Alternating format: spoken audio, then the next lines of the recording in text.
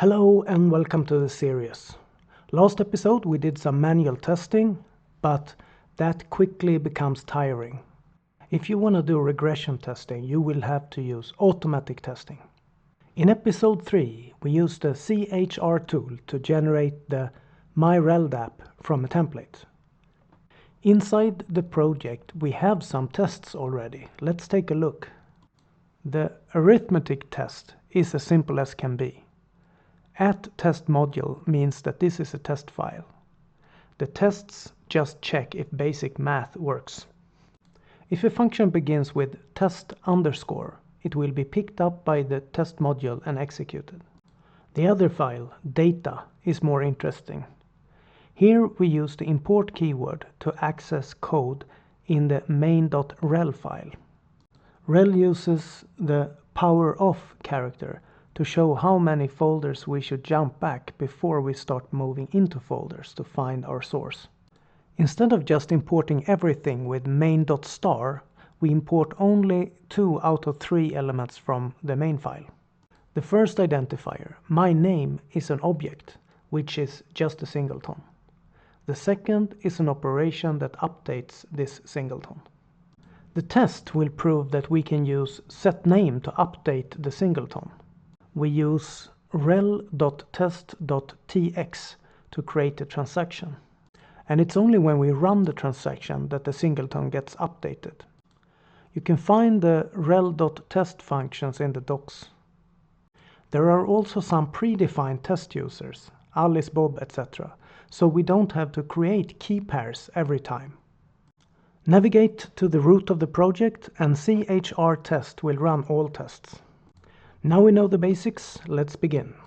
Instead of putting the module keyword inside a file, like main.rel did, we can create a file with the exact name module.rel, and this way turn the entire folder into a module.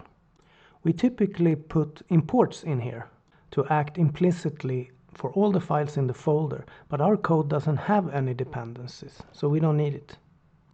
Next, create a test folder and put a rel file in it.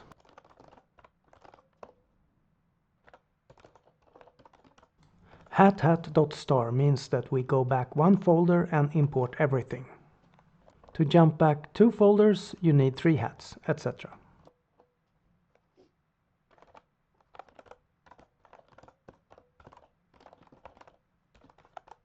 First, we check that the database is empty.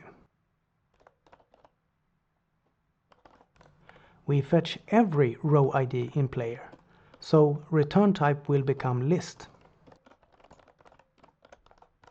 List is one of 3 built-in collection types in Rell. They are all mutable, meaning that you can replace the elements in them.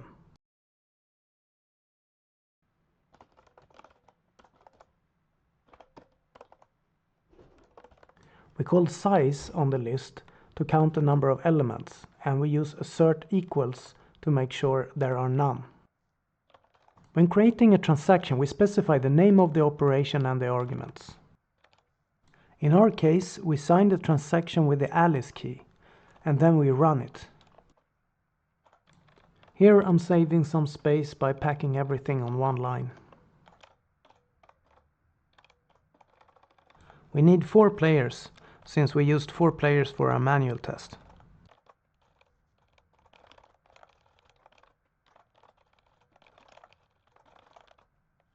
Here we can add a check that the players are in the database. To replicate the manual testing, we should put 3 players in the lobby.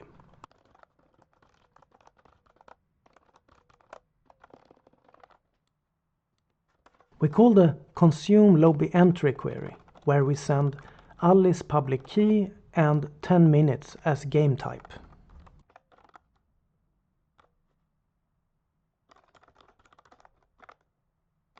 The result should hold Charlie's public key.